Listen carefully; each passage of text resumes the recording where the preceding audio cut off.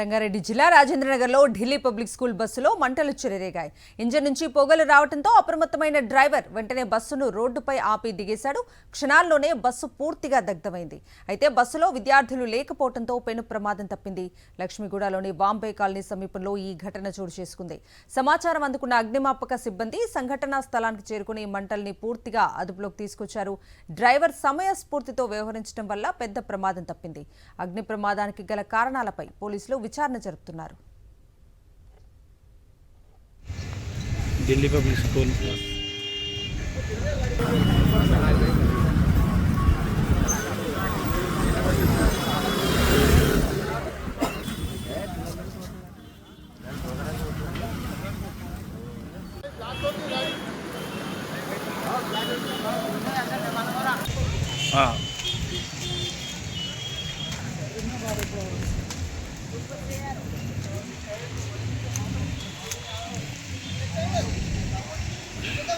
Delhi public school.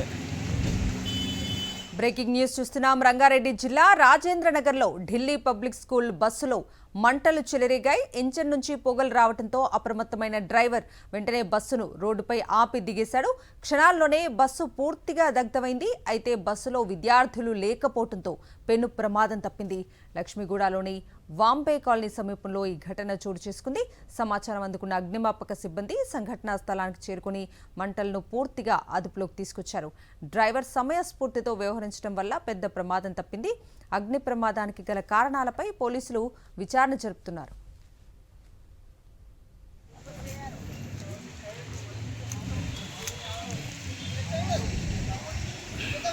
Delhi public school.